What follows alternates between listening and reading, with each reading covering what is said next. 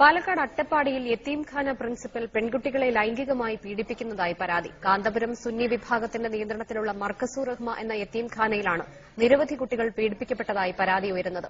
സംഭവം പുറത്തറിഞ്ഞതിനെ തുടർന്ന് പ്രിൻസിപ്പലിനെ ചുമതലയിൽ നിന്ന് മാറ്റി നിർത്തിയിരിക്കുകയാണ്. Reporter exclusive.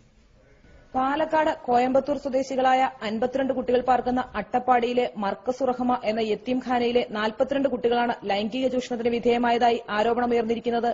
കഴിഞ്ഞ 4 വർഷമായി മദ്രസയിലെ അധ്യാപകനും പ്രിൻസിപ്പലുമായ ഉസ്മാൻ സഖാഫി പയ്യനടം എന്നയാൾ കുട്ടികളെ ലൈംഗികമായി ചൂഷണം ചെയ്യുകയായിരുന്നുവെന്ന് അഗതി മന്ദിരത്തിലെ അന്തേവാസിയായ കുട്ടികളിലൊരാളുടെ പിതാവ് തന്നെ സാക്ഷ്യപ്പെടുത്തുന്നു.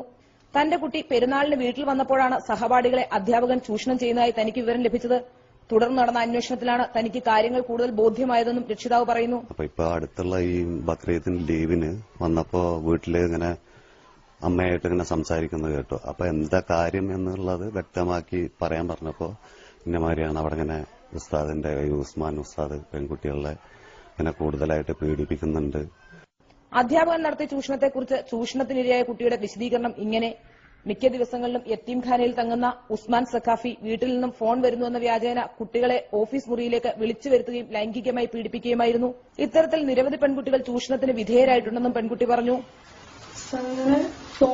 അങ്ങനെ ഓരോ ഓഫീസ് കാര്യം പറഞ്ഞിട്ട് കുട്ടികളുടെ കയ്യിലൊക്കെ കിട്ടും, അങ്ങനെ മടിയിലിട്ടു, അങ്ങനത്തെ ഒക്കെ ഒരു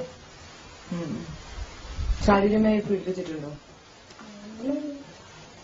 എത്ര പിള്ളേരെ ഏകദേശം പീഡിപ്പിച്ചിട്ടുണ്ടാവും? അങ്ങനെ പറയാൻ പറ്റില്ല.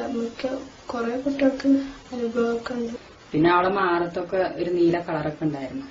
അവളെ പിടിച്ചിട്ട് ഭയങ്കര ഇതായിരുന്നു. 2-3 മാസം സ്കൂളിലായിട്ട് നടന്നിട്ടുണ്ട്. നോക്കിയപ്പോ കുഴപ്പമൊന്നുമില്ല. ഇതന്നെ ആയിരിക്കും സംഭവം. എന്നാൽ കടുത്ത സമ്മർദ്ദത്തെ തുടർന്ന് കുട്ടികളും രക്ഷിതാക്കളും പോലീസിൽ പരാതിപ്പെട്ടിട്ടില്ല. സാമൂഹ്യ പ്രവർത്തകർ വിവരമറിയിച്ചതിനെ തുടർന്ന് പോലീസ് പരാതി രേഖപ്പെടുത്താതെ അന്വേഷണം നടത്തുന്നുണ്ട്.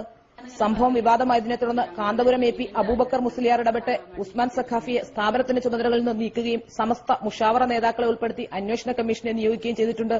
ക്യാമറമാൻ പ്രജിത് കോങ്ങാടിനോടൊപ്പം അട്ടപ്പാടിയിൽ നിന്നും ശ്രീലാപിള്ള, റിപ്പോർട്ടർ പാലക്കാട്.